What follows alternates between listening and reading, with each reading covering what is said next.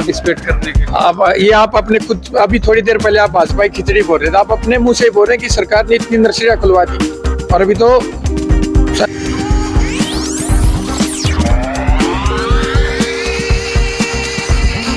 हर खिलाड़ी, हर नेता जो भी कांग्रेस में होता है वो एक रात के अंदर ही दूसरी भाजपा में चला जाता है। ऐसा कौन सा सपना उनको आता है जो कांग्रेस छोड़ के या कोई सी पार्टी छोड़ के भाजपा में शामिल हो जाए?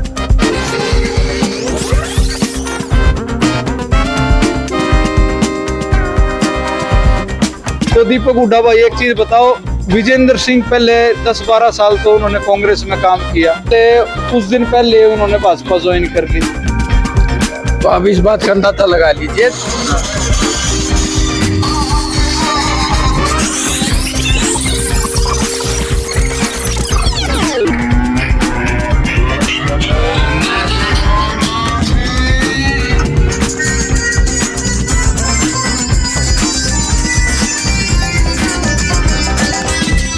इसका ये दावा था जो शुरुआती दौर के अंदर इन्होंने बड़े बड़े पोस्टर लगवाए थे बसों के पीछे, वह 2 करोड़ रुपए इंडिया में पहली राज्य सरकार है जो 2 करोड़ खिलाड़ी को देती है। पता होगा इस बात का?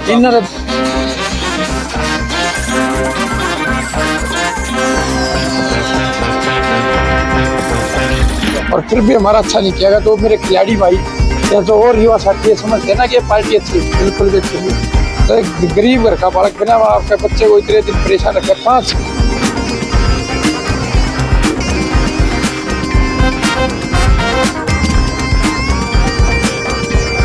प्रोग्राम के अंदर आपने और आपकी वाइफ ने, बुरा साहब ने ये कहा था कि हुड्डा साहब को सपोर्ट करो, और कुछ दिन बाद आपने भाजपा ज्वाइन कर ली। आ जाओ, उसके पीछे क्या था?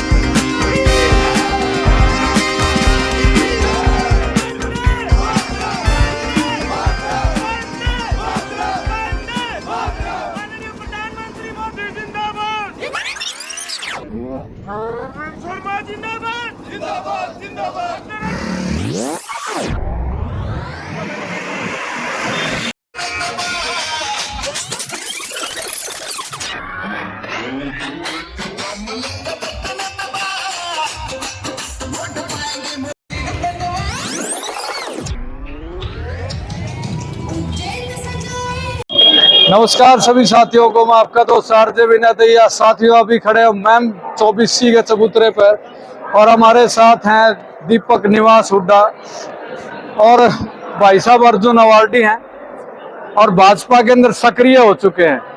भाई साहब, आज रैली जो आपने निकाली है किस उपलक्ष्य में निकाली, पहले तो वो बताओ। आज भारतीय जनता पार्टी का स्थापना दिवस था, तो उसके उपलक्ष्य में पूरे हरियाणा में 90 की 90 विधानसभाओं में भारतीय जनता पार्टी युवा मोर्चा के द्वारा एक बाइक रैली का आयोजन किया गया था, जिसमें महम की अध्यक्षता मुझे सौंपी गई थी पार्टी की तरफ से।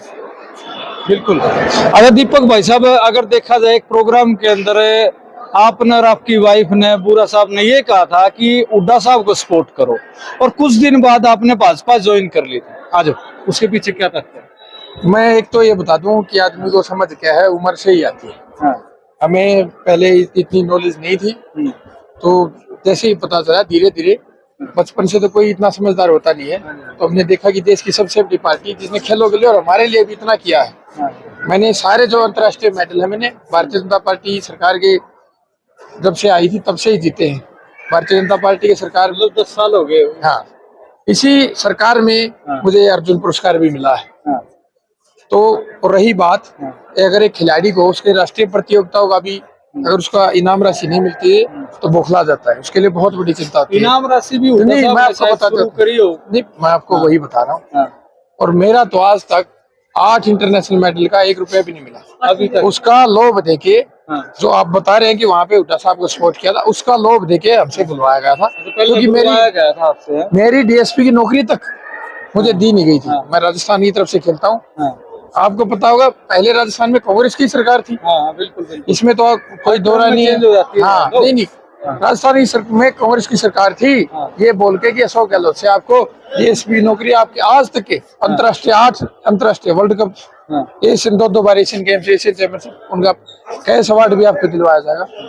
एक खिलाड़ी, गरीब घर का बालक, आप सोच के देखो क्या करेगा जब उसकी पूरी जिंदगी उसकी 1 पैसा नहीं मिला उसके खेलों का, इतनी बड़ी नौकरी उसको वो नहीं मिली तो क्या करेगा आप बताओ। मेरी जगह उसको आपको बोल दे कोई कि भाई तेरी सारी जिंदगी खेल लोगे, कैश प्राइज आपका रुका, हम दिलवाएंगे, आपकी डीएसपी की नौकरी दिलवाएंगे, आप क्या करोगे बताओ। मेरी तो पूर्ति हाल जाएगी, करती हाल जाएगा, गरीब आदमी करा के करेगा क्या? आस में काम करता आस में ही, और करेगा क्या बताओ। उस चक्कर में बहुत फायदा उठाएगा हमें, अच्छा और फिर भी हमारा अच्छा नहीं किया। तो मेरे खिलाड़ी भाई या जो और युवा साथी है समझते हैं ना कि ये पार्टी अच्छी है, बिल्कुल भी अच्छी नहीं है। तो एक गरीब घर का बालक बिना माँ बाप के बच्चे को इतने दिन परेशान रखे, 5 साल पूरे धक्के खाए मैंने यहाँ से, हाँ पीछे पीछे, जूते तोड़ाए गए इनके बातें में। कभी जयपुर, कभी यहाँ, कभी जयपुर, कभी दिल्ली। हाँ। तो किसी का भला नहीं कर सकते, एक बना दिया। हाँ किसी का भला नहीं कर सकते। हाँ। हमने देखा इन्होंने सिर्फ हमें परेशान किया, खिलाड़ी का भविष्य कुछ नहीं बना रही। जब मेरा ही नहीं किया। कांग्रेस का ये दावा था जो शुरुआती दौर के अंदर इन्होंने बड़े बड़े पोस्टर लगवाए थे बसों के पीछे, वह 2 करोड़ रुपए, इंडिया में पहली राज्य सरकार है जो 2 करोड़ खिलाड़ी को देती है, पता होगा इस बात का। इन्होंने 2 करोड़ करे, भारतीय जनता पार्टी ने 3 करोड़ कर दिए। सरकार बनते 3 कर दिए थे, और ओलंपिक के 6 कर दिए सीधे। ये ओलंपिक के 3 दिया थे, सीधे 6 कर दिए।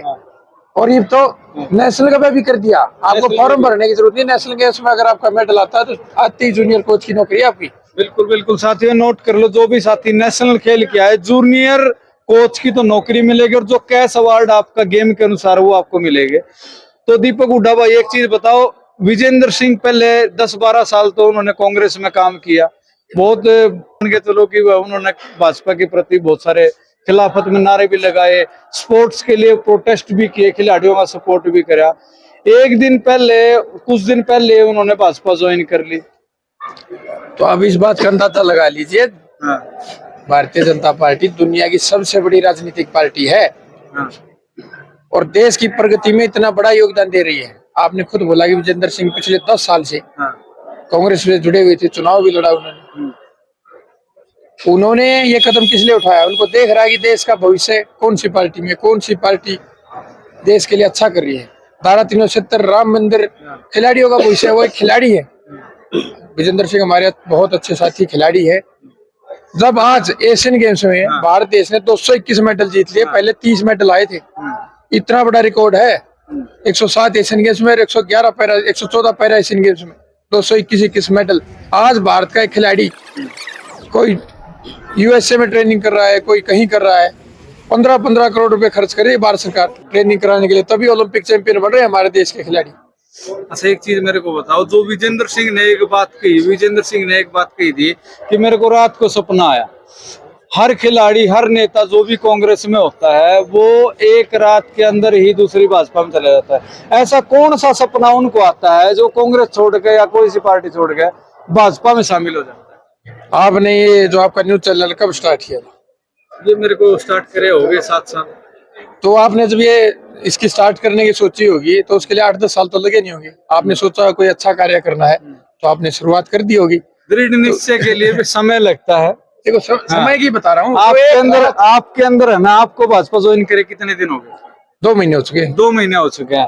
भाजपा ने आपको ऐसी खिचड़ी पिला दी है, अच्छा आप है ना हर एक आदमी को अपना बना सकते हो। एक बात बताओ, मेरे को खिचड़ी पिला दी या पूरा भारतीय जनता पार्टी कितना बड़ा दल आपके अंदर वो प्रेम डाल दिया गया है, वो किसी को भी अपना बना सकते हैं। आपने है ना 2 बार मेरे को ये कहा आप ऐसे कर सकते हो। आपने चैनल शुरू किया, कैसे किया, कब किया? तो भाजपा के पचक्रम पे आप चल चुके हो। ये भाजपा का नहीं है, जो देश के लिए अच्छा कार्य कर रहे हैं, हम उसी चीज को फॉलो करेंगे ना। हमें भी तो अच्छा कार्य करना है ना। बिल्कुल बिल्कुल। हमें अगर मैं अपने युवा साथियों और खिलाड़ियों के लिए अच्छा नहीं करूंगा तो फिर क्या फायदा? अच्छा भाजपा के अंदर आप आ चुके, चलो भाजपा की बात कर लेते हैं। स्पोर्ट्स के लिए आने वाले समय में आपकी क्या प्लानिंग भाजपा के साथ मिलके, बताओ मेरे को। जो कमियां मेरे बचपन में मैंने झेली हैं, जिन अभाव में मैं जिया हूँ, जितना संघर्ष मैंने किया है, मेरे कोई भी युवा साथी खिलाड़ी वो संघर्ष नहीं करेगा। मैंने उसके लिए इस चीज को ठान के ही राजनीति में कदम रखा है। क्योंकि खिलाड़ी देखो, प्रतिभाएं जो गाँव में बसती है, कितने भी खिलाड़ी देख लो आप, कुश्ती, कबड्डी, बॉक्सिंग, ये सब गांव से निकलते हैं। और इनको अगर उस समय मूलभूत सुविधाएं प्रदान की जाए, क्योंकि सब समर्थ नहीं होते। देखो किसी के घर में खाने के लिए अच्छे से रोटी भी नहीं होती, किसी के पास पैसे भी नहीं होते, अच्छे कपड़े, अच्छे शूज, ट्रेनिंग करने के लिए उसके पास सुविधा ही नहीं है। गांव गांव में नर्सरियां भी खुलवा दी है सरकार ने, सबके लिए स्कॉलरशिप भी दे रहे हैं स्पोर्ट्स में पार्टिसिपेट करने के लिए। आप अपने खुद अभी थोड़ी देर पहले आप भाजपा की खिचड़ी बोल रहे थे, आप अपने मुंह से ही बोल रहे हैं कि सरकार ने इतनी नर्सरियां खुलवा दी, और अभी तो 550 नर्सरियां और खुलने वाली हैं। आचार संहिता हटते ही खुल जाएंगी, तो मेरे ख्याल से कोई काम बचेगा जहाँ नर्सरी ना हो। अच्छा एक चीज बताओ, जैसे आपका कबड्डी गेम है, हाँ, दो कबड्डी गेम है, वैसे ही देखा नेशनल कबड्डी अलग है, दूसरी कबड्डी अलग है, और बाकी अलग अलग स्ट्रीम के अलग अलग गेम्स है, किसी का योगा है, किसी का बॉक्सिंग है, उसकी अलग अलग नर्सें अभी आप तैयार कर रहे हैं। जॉब के अंदर किस तरह का सिस्टम रहेगा, क्योंकि पिछले समय की अगर हम बात करें, ग्रेडेशन को बहुत बड़ा मुद्दा बना था स्पोर्ट्स की।